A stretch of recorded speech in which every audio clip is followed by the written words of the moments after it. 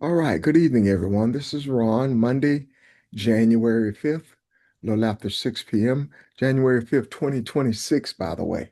We're already into the new year, and 2025 went by pretty fast to me, which we talk about time all the time anyway, speeding up, but went by pretty quickly. But any questions at all, or anything that from the last few days, or anything that may have crossed your mind that you'd like to discuss?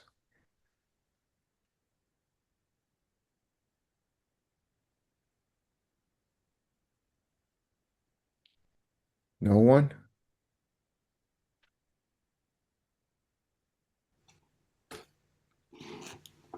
Pastor, did you have anything or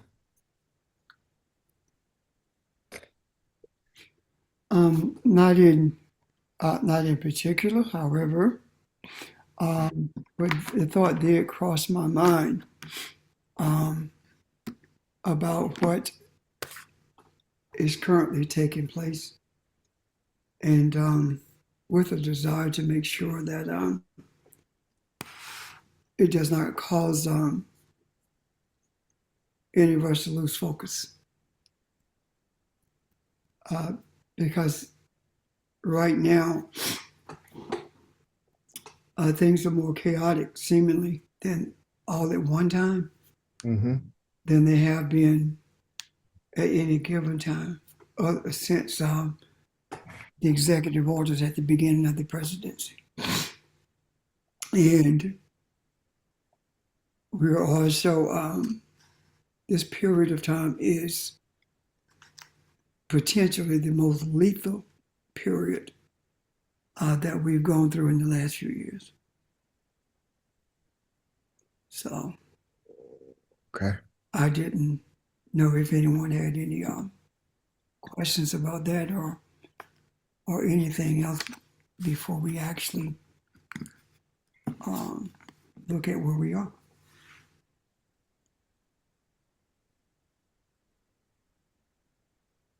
I did not. I was looking at Second Chronicle chapter 20. I think it's very interesting, and it does speak of chaos. It's that scripture where they ask God, when we had opportunity to kill them or destroy them, why didn't you allow it to happen? Mm-hmm. And I think that's kind of interesting. But I like where you are. I think that's where we should be tonight. That's my opinion. Thank you, sir. Audrey, did you unmute?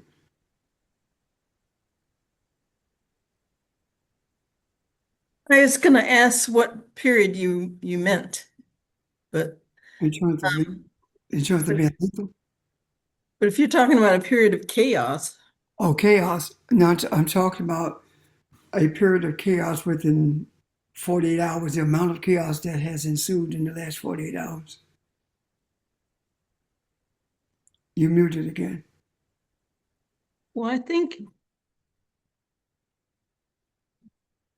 think I was listening to something the other day, and it's the same thing we've always said. Um, the level of chaos increases as as more truth is being revealed. So I think that's what's going on. I couldn't agree with you more. Yeah. Um, the key to it is making sure that we stay focused. That's the key.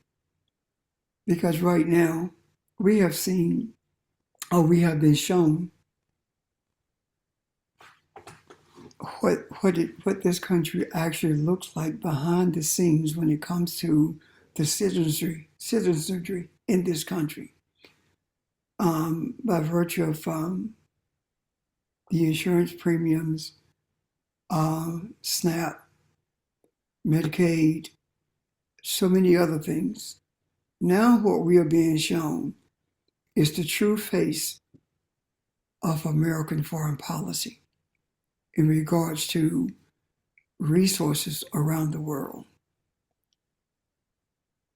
Those who have had their heads in the sand, or those who have not been privy to look deeper into how foreign policy works, how imperialism works, how colonialism works, is getting a civics lesson today in the last 72 hours about the true nature of foreign policy for the United States of America.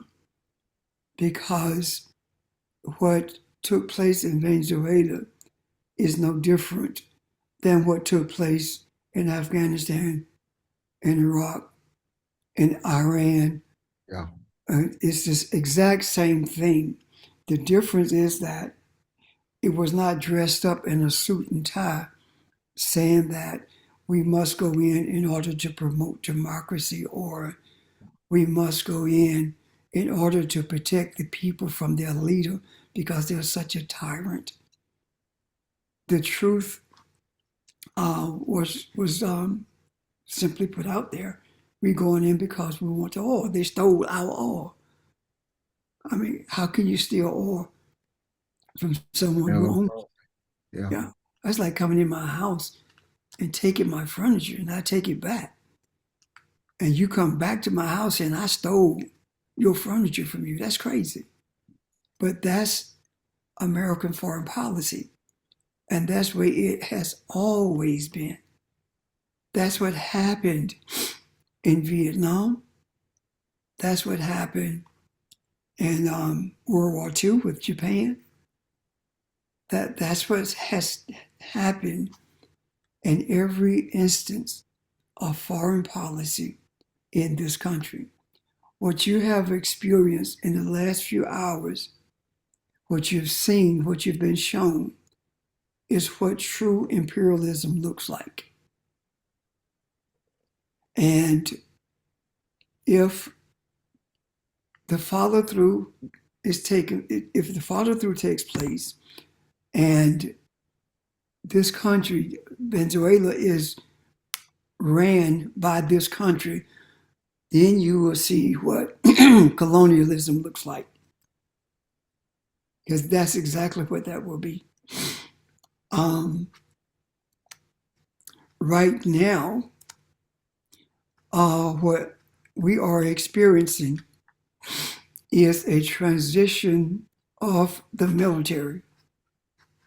And the transition of the military is being done right before our eyes. When the National Guards were nationalized and sent into different cities, the Posse Comitatus Act was violated. It says that U.S. troops are not to engage in policing on American soil. They are not supposed to be deployed on American soil. And when the National Guard was nationalized and deployed, once you nationalize the National Guard or federalize it, they become active duty soldiers. So soldiers were deployed on the American streets. The courts have ruled that it's illegal for them to have been deployed, but they did not go into depth with the explanation that they actually deployed active duty American troops in the streets. So now they have been pulled back. The other part of that is this. Joseph Stalin purged the military of everyone who disagreed with him. And as a result of that, the military became his personal army or his personal gang. And that is exactly what's happening now with the military. The admiral who oversaw the escalation of what took place in Venezuela violated international law as well as the Constitution, and he obeyed in a legal order. And everyone who followed that order can possibly be prosecuted for having done that because it was 100% illegal. The only person who cannot be prosecuted for that is Donald Trump because he has immunity. So once you get admirals and generals operating at the behest of the president without regard to the Geneva Convention, the UCMJ, or the Constitution itself, you then are beyond a constitutional crisis. You are one step from being in a police state that is being protected by the military itself. When the JAG officers of the lawyers in the military told the admirals and generals what they were doing was illegal, they were terminated. So what we see now is complicity between the Democrats and the Republicans in what's happening. They are railing against the illegality of what happened in Venezuela, but none of them are talking about the danger in the purge that has taken place at the Pentagon and in every branch of the military and is continuing to do so. They're not talking about that, and that is the most dangerous thing that this administration has ever done and is still doing. When you have complicity between those parties, which means that Congress, for the most part, is complicit with what's going on, you now have a choice to make. Do you want this country to be ruled, or the world, matter of fact, to be ruled by white supremacists to the extent that you are willing to fall full-fledged, or go along rather, with a full-fledged purge of the military resulting in a 100% dictatorship? That's the question that no one is raising right now. And I do believe that one of the major reasons no one is addressing it head on is because they are complicit with the idea of maintaining the rule of white supremacy worldwide.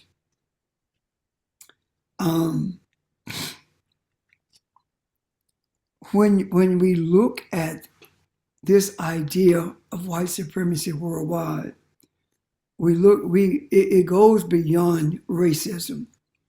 Racism is not the real problem because racism is applicable through systems. Racism is perpetuated more so through individuals and small groups. But white supremacy is international, and it is inclusive of every European country along with this country. And the spoils and control has been divided between Europe and the US. The US is actually still following the Monroe Doctrine, which simply says that the U.S. will take and maintain control of the Western Hemisphere. In other words, no country of color will be able to have any clout or any influence in the Western Hemisphere that is beyond the influence of the US. In Europe, this same principle is in action when you look at the countries that the Europeans are primarily exerting authority over in the same way it's happening in this country, in this hemisphere rather. So white supremacy is fighting to maintain a chokehold on humanity worldwide. One of the other things that's taking place in Venezuela is not only the oil, even though the oil is presented front and center as being the primary objective. There is a caveat attached to the objective of the oil, and that caveat that's attached to that objective is the central bank, the Federal Reserve, the controller of the money in this country.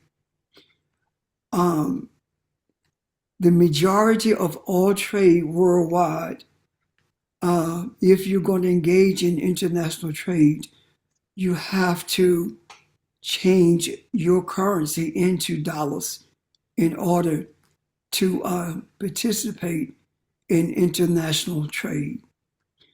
Well, the statement was made today that at the UN that the US cannot allow an adversary to have control over that amount of oil in our hemisphere or in this world.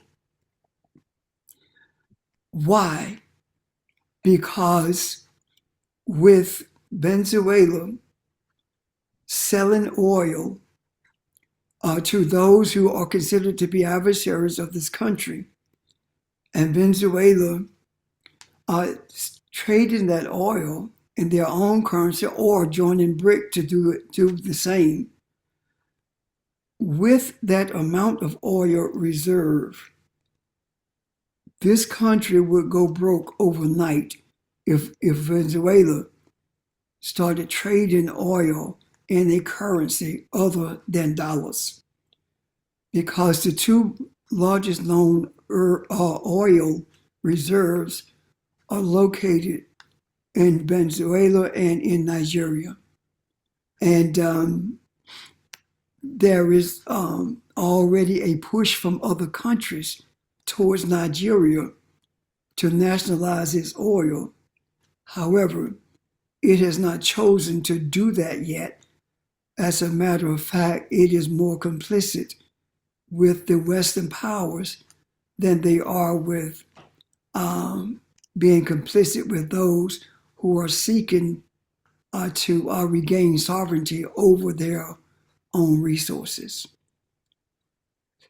So we are in a space now where everything has been and is being brought to the forefront.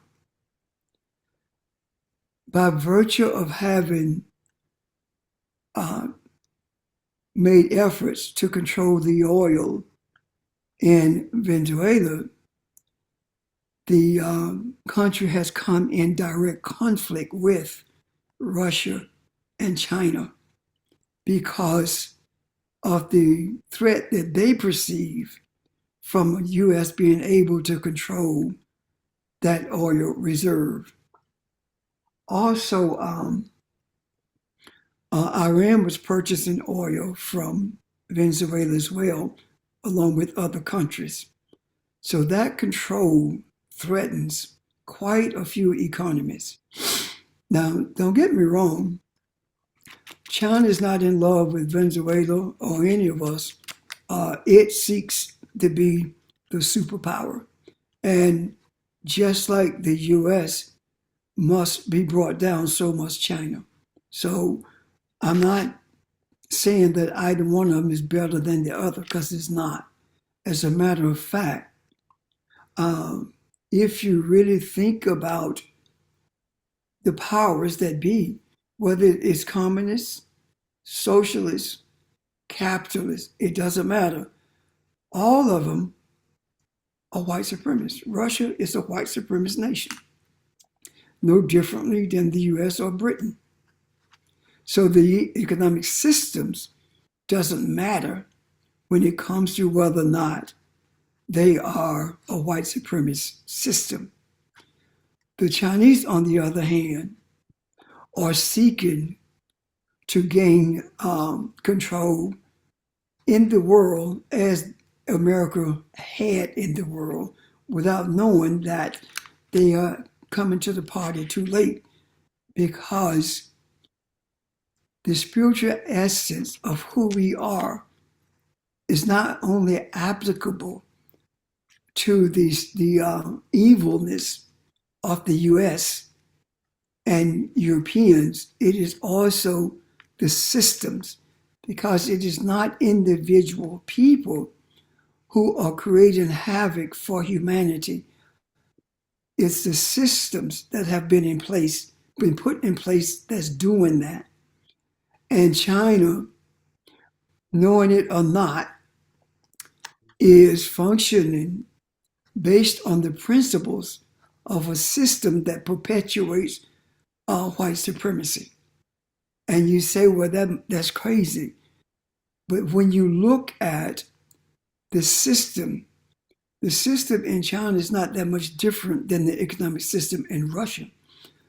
So the people are not the systems, because the people can die, but the systems continue.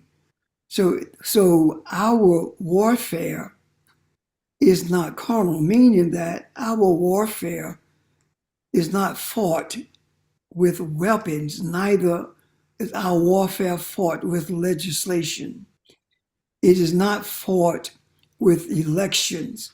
Our warfare is spiritual. And the spiritual warfare that we are engaged in is a warfare that brings destruction to any system that is an adversary to the harmony of humanity.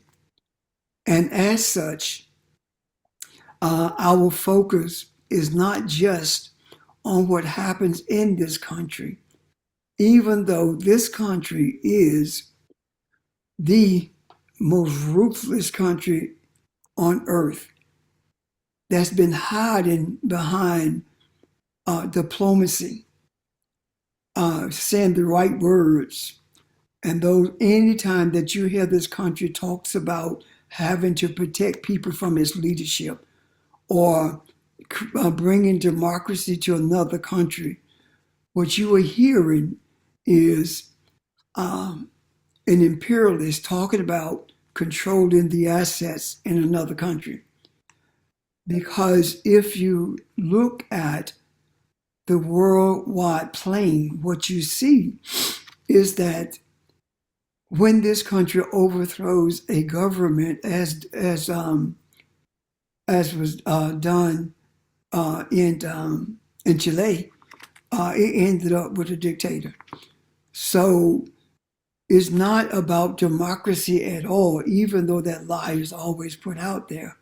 It is always about natural resources and the maintenance of the control of the currency worldwide. So here we are. We are now facing what appears to be a crisis when it really isn't. What we are actually facing is an opportunity to understand the true nature of white supremacy, an opportunity to understand the lies that have been told to us about the morals of this country, which are non-existent, of course.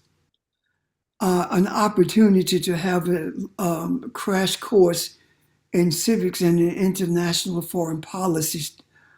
All of these things are available to us now, but more importantly, we are at a place where we are experiencing the difference between evilness and light. The weapons of our warfare are enlightenment. The weapons are truth. And as Audrey stated earlier, excuse me, the more truth that is uncovered, the greater the chaos becomes. And the reason the chaos increases is because the battle is to maintain the status quo. And with the spiritual battle that we are engaged in, the light, the power, the energy has already been taken away from those who have ruled the world for somewhere 700 plus years. That has been taken away. And now there is a struggle to maintain control.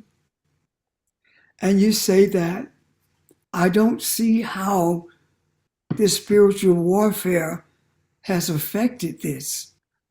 Well, first of all, the spiritual warfare has affected it by bringing everything to the surface. That's one thing.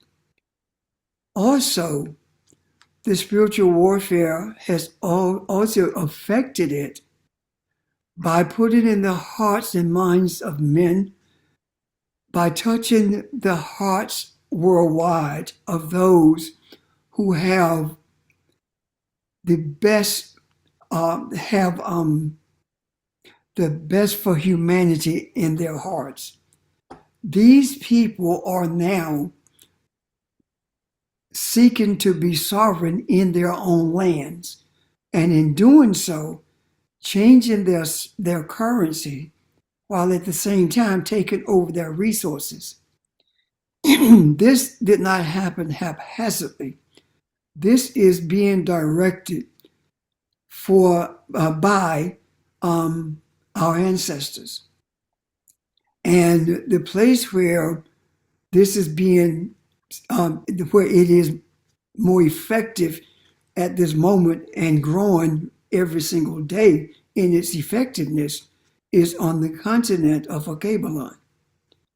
And by virtue of this taking place on the continent of Akabalon, it is disenfranchising the wealth of white supremacy. And when the wealth of white supremacy is disenfranchised, then along with that disenfranchisement goes the power, the authority that they thought they had over the entire world.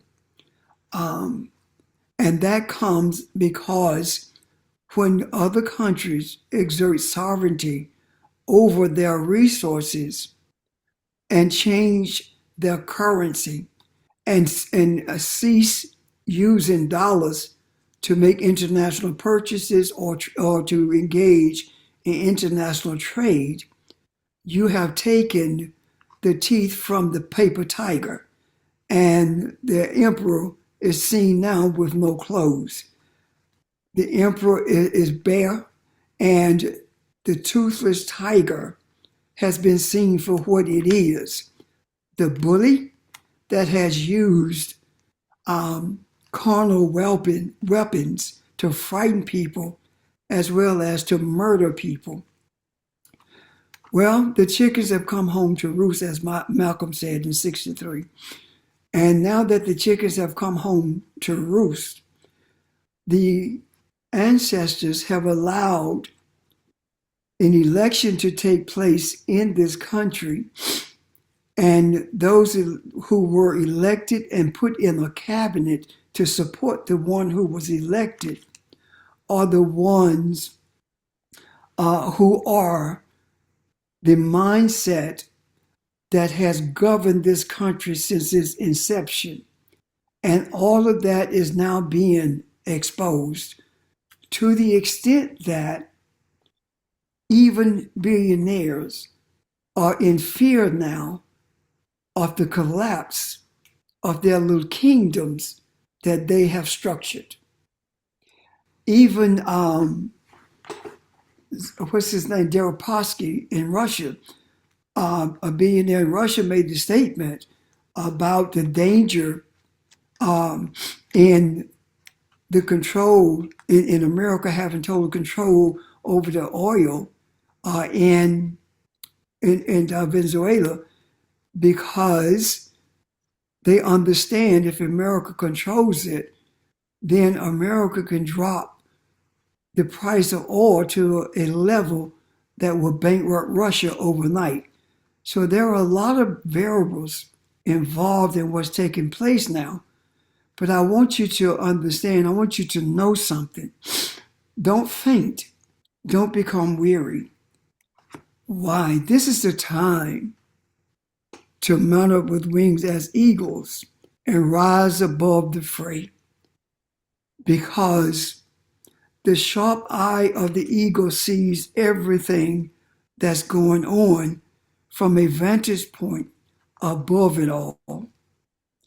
And right now is the ideal time for us to hold tightly to what we know the truth to be, to walk in the power of the energy of the universe, and to remain dedicated to being who we were created to be, and that is the divine energy in this earth. Because without the divinity that we are, none of this would be taking place. And if it were not for the divine energy, the spiritual essence of who we are being exposed at this time, none of this would be taking place. There would be no cabinet of Donald Trump in office. There would be no energy forces such as this in office. None of the things would have taken place, such as that in Venezuela or the attack on Iran. Israel would not have been engaged in the war with Gaza that it was engaged in. The Creator, the cosmic mother, the universe, the ancestors allow all of this to take place because there is a man, there is an entity, there is God, there is the divine essence standing in the gap for humanity to make sure that the earth does not fall apart because of the evilness of a group of people who are only been in the earth for a little over 10,000 years. So take heart and know this. None of this would be taking place if it were not for you. If it were not for what you believe, if it were not for what you hold dear to, if it were not for you knowing and embracing who you are. So by virtue of our embracing the reality of who we are and knowing that as a result of that, we are in the environment that we are in, it obligates us to be more entrenched in our beliefs and more committed than ever to seeing this through. Our Creator, the womb out of which we sprung, would not have allowed us to be able to espouse the wisdom that we have been shown if we were not committed to seeing this through.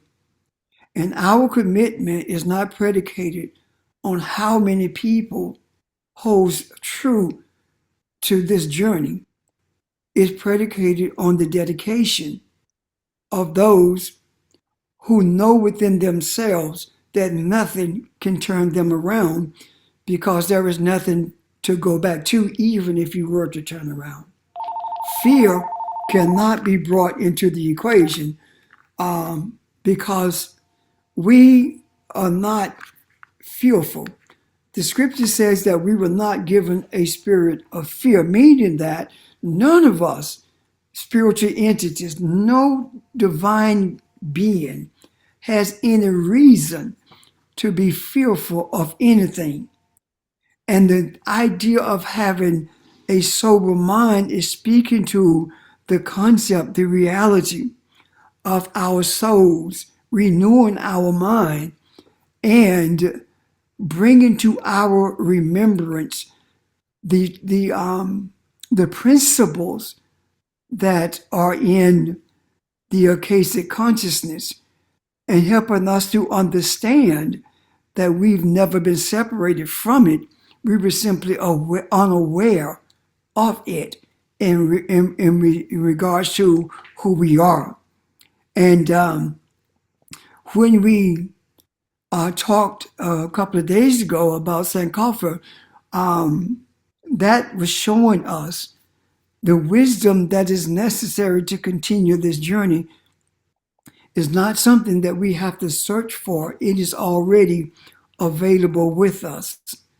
So don't, again, I say to you, don't be faint of heart and don't be dismayed by what your eyes see or even what your physical body experiences. Be strengthened by knowing who you are and desire to see only with your eye and not your eyes. So at this point, I want to stop for a moment and see if there are any questions or comments.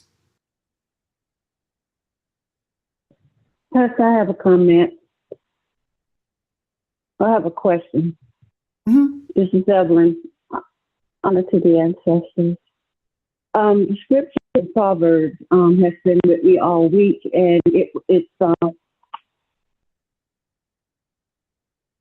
verse 29:18. There is no vision, the people perish. And I needed to hear what you said because a lot of people are growing faint. Sometimes I'm like wondering what's going to happen. The energy in the earth is heavy. So what you just told us is supporting this scripture. Am I not correct with that? Yeah, and you're right. And I'm saying exactly that. Yes, it is heavy, but there's no load that's too heavy for God. And that's who you are. There is nothing in the Creator. There's nothing in us, the divine beings, that would render us impotent to be able to carry any load and to fight any battle.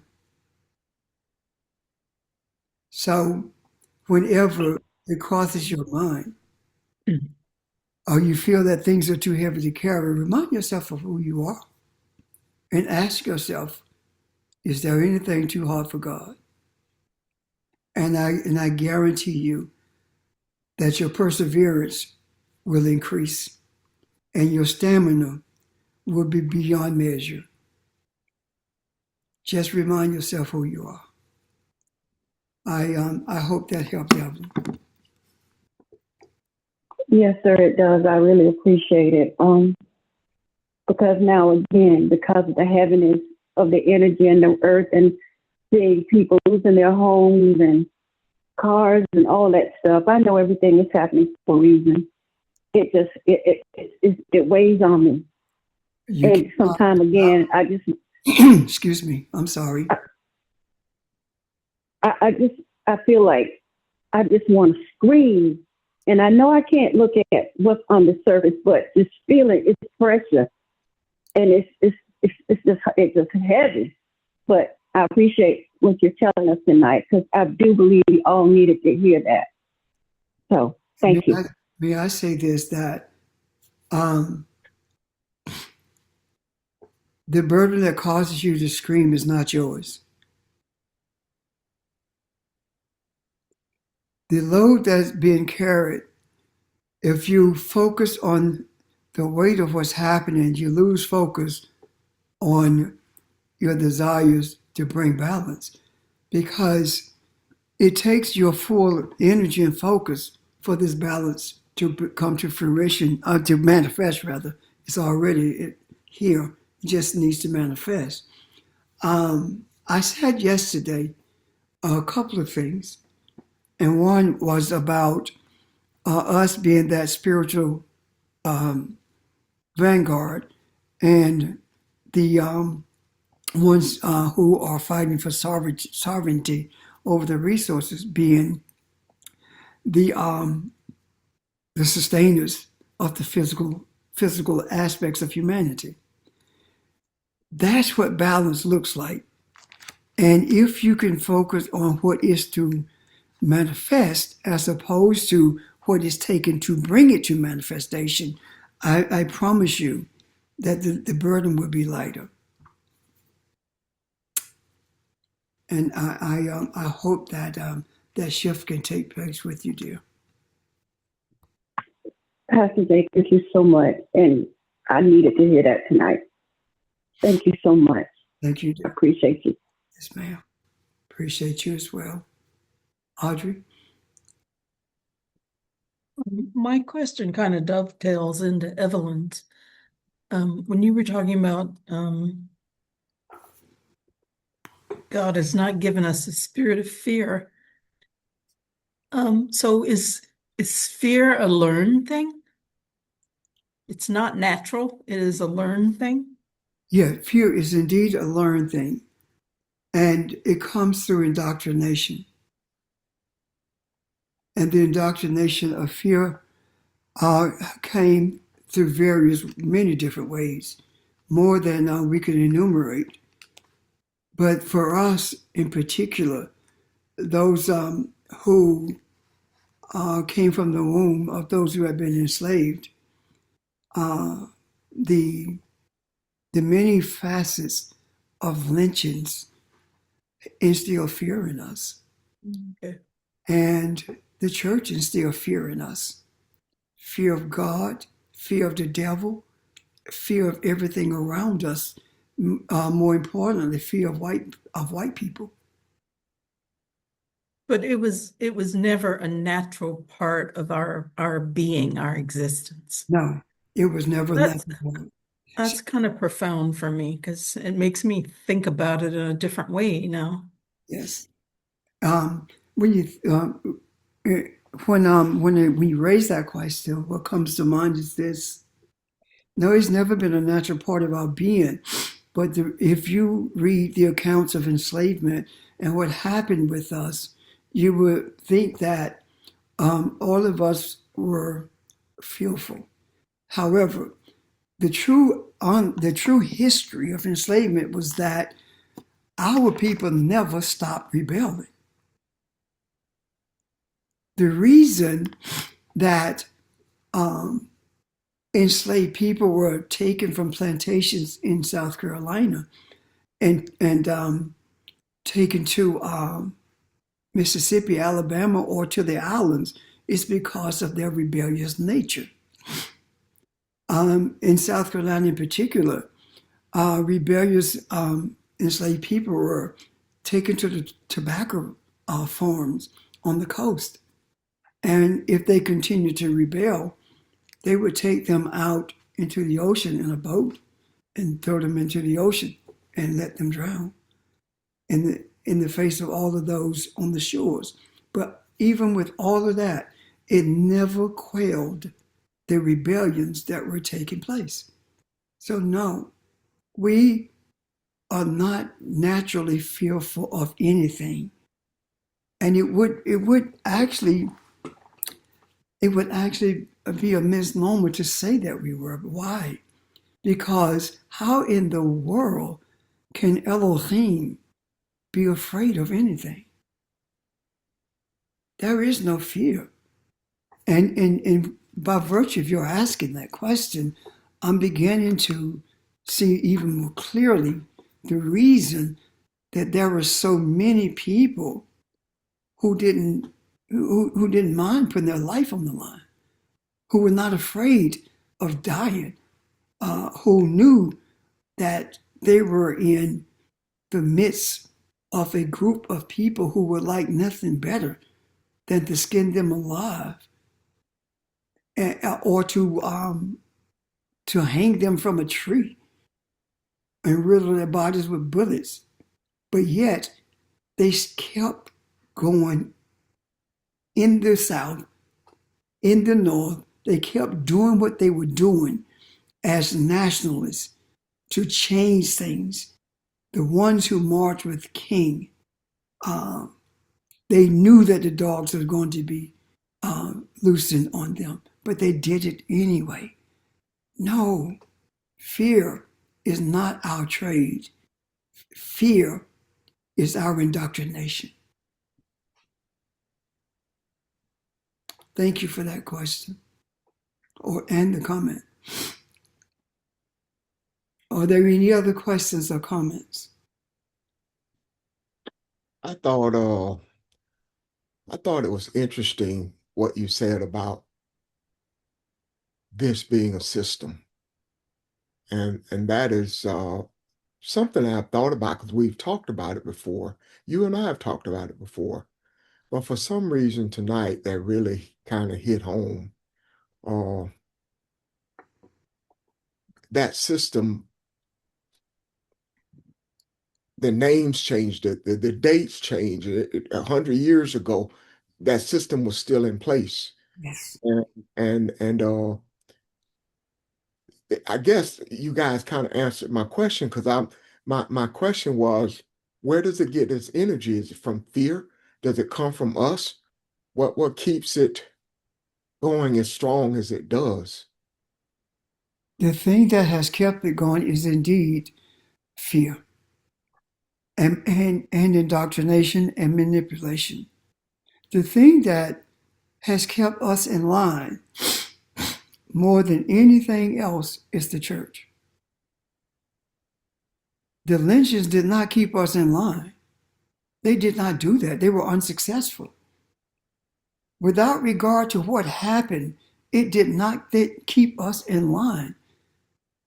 They would take an African man, the strongest man in the community, and strip him naked and lay him on the ground face down and stake his hands and his legs spread eagle. And every enslaved person on that plantation and for surrounding plantations were brought to that space. And the owner, the master, raped that man in front of all of them in order to strip him of his dignity. But it did something more deadly than stripping him of his dignity. The mothers who saw that, the men who saw that, did not want their boys to be ravished like that. So they begun to show them how to fall in line without falling in line. In other words, they gave them the talk, if you get my drift. Yeah. So that they could avoid that. And that happened more times than not. So that did not keep us in line because we kept escaping, we kept rebelling, we kept burning down burning barns down, we kept burning the cotton fields, we kept doing all of that. But when the church says, God will pay, vengeance is mine, says the Lord. Just pray. God go change everything. And God changed absolutely nothing.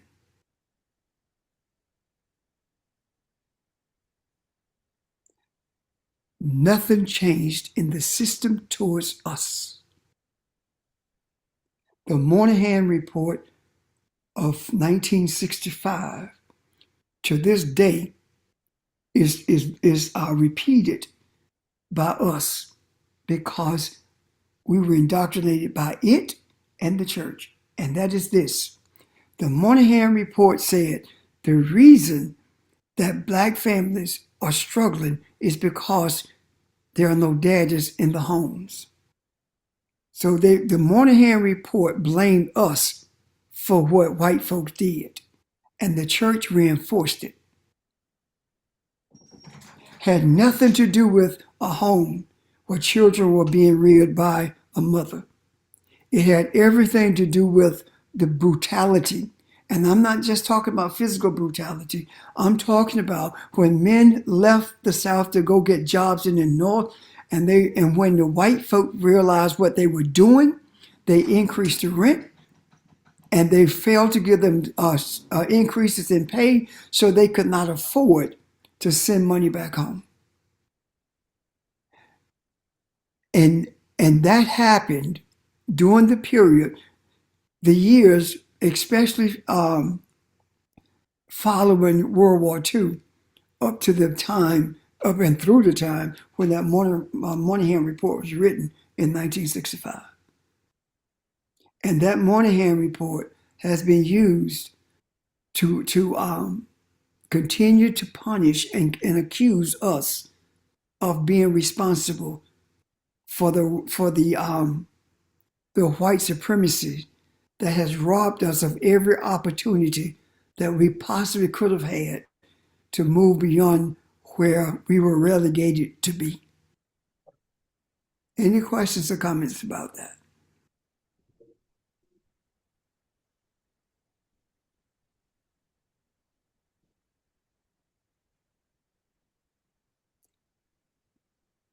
I say to you tonight, we are exactly where we are supposed to be. We are not one step beyond, neither are we one step behind. We are in the now. And it is incumbent upon us to do whatever it is necessary for us to renew our minds. And that is to think spiritually and to speak the same. Remind yourself who you are. You're not a human. So stop acting like one, stop talking like one. Stop treating yourself like that. Stop treating the people around you like you are a human. Treat them like you are their God, because you are. Don't doubt who you are or what you're capable of. There is no limit to what you are capable of.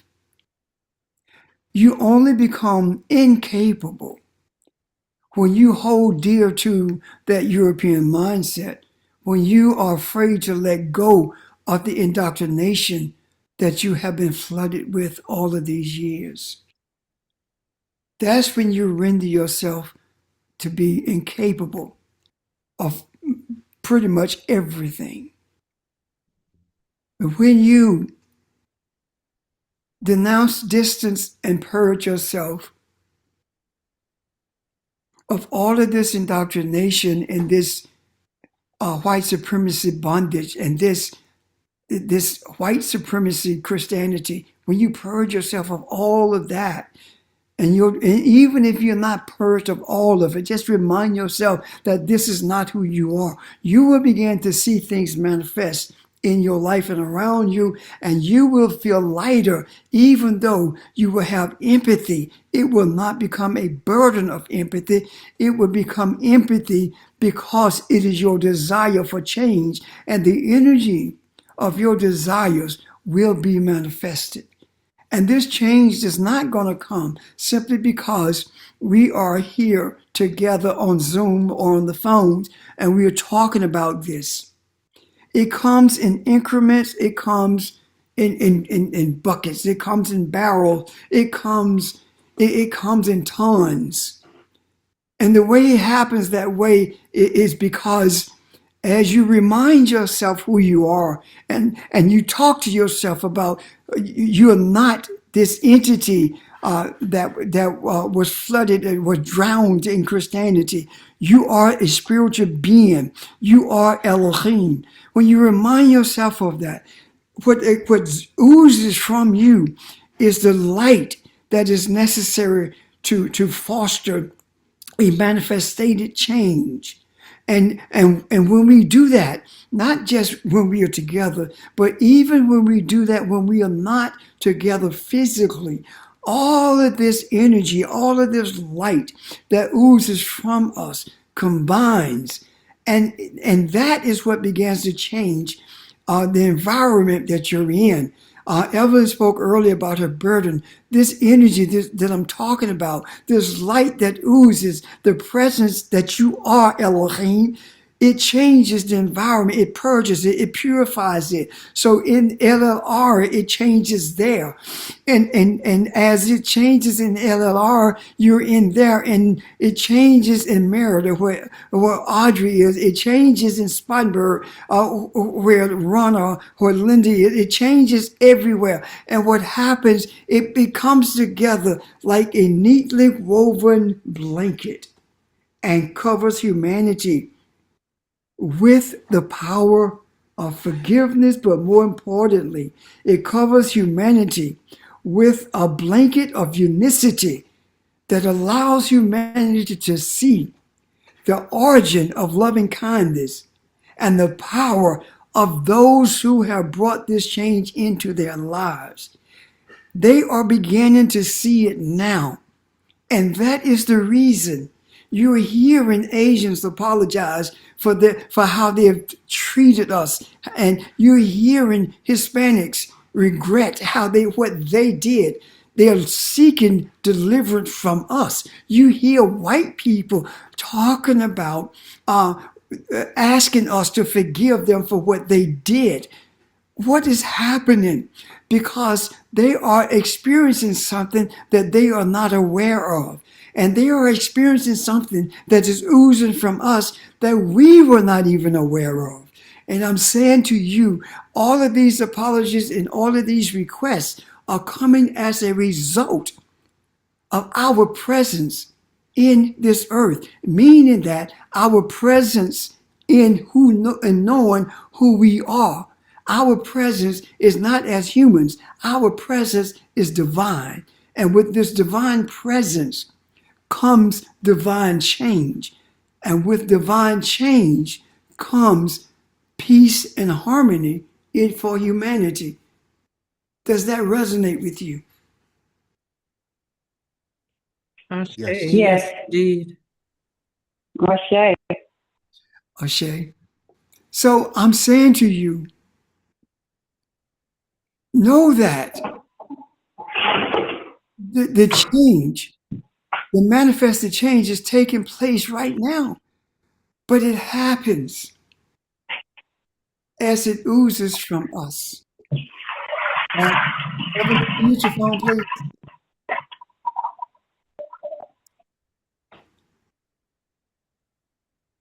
As it oozes from us. So it's like it's like everyone has this huge tube of paste, and everyone is squeezing their tube where they are, and that paste begins to move towards the other paste that's squeezed from that tube. And all of a sudden, there are no individual tubes of paste anymore. They become one. And that's the spiritual essence of how we bring about manifested change. Yes. Okay. That's who we are. Everything that's happening is out there for us to correct.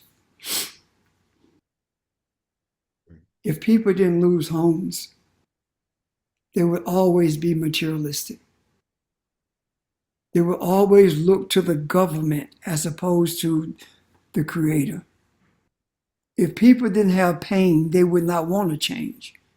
And if people don't want to change, then the same system remains intact because it is undergirded by those who don't want to change. That is why The church is falling apart right now as we speak because it is a part of the system that has kept us in bondage. The latter thing I will say, unless there are questions or comments, is this. There are those who question about enslavement between the church and the government. The government did not institute slavery. I want you to hear me well. There is not one government on earth that instituted slavery.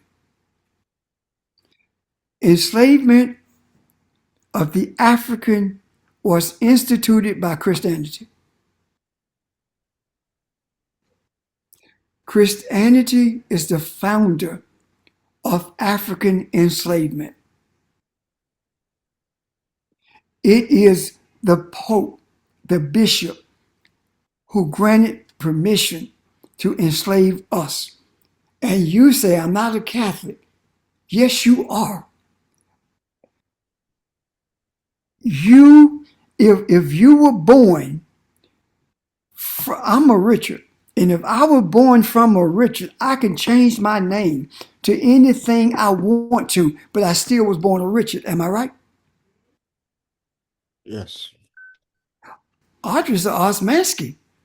Look at her last name, but she's Adams. Because that's where her roots are. You can't change that. It doesn't matter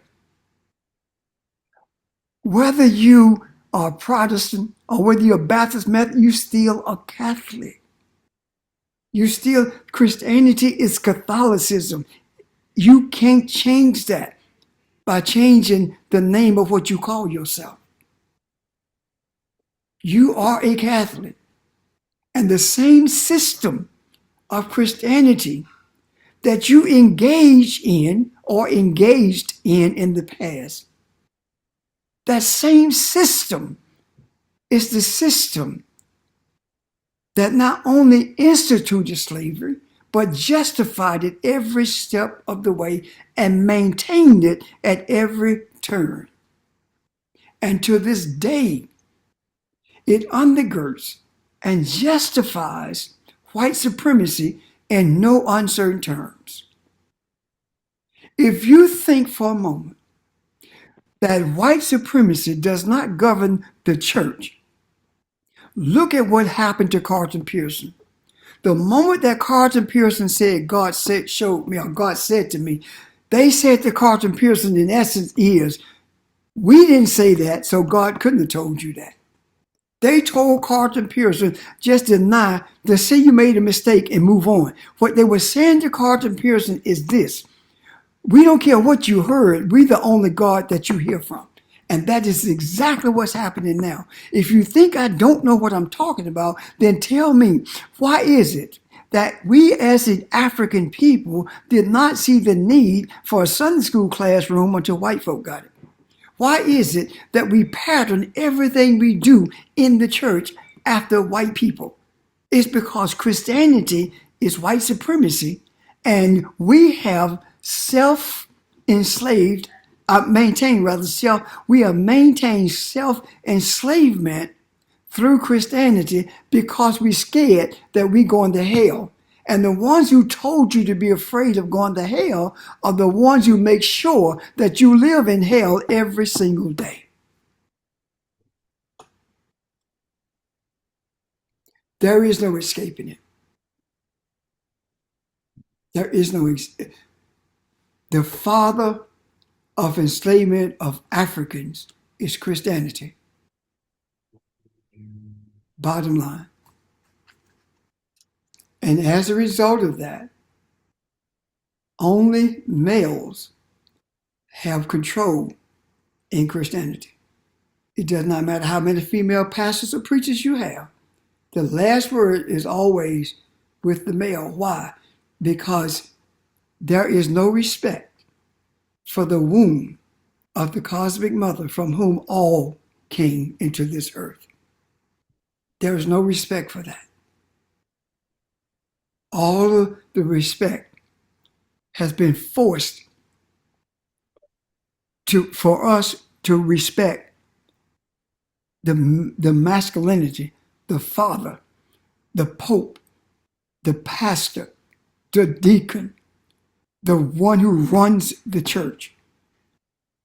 Maleness, even though it could not function without females in it, it will close the doors. The last word about anything is with the male, because white supremacy has deemed it to be that way, and that did not start yesterday. The inception of enslavement came from white men who were Christians. I'm done, unless there are questions or comments.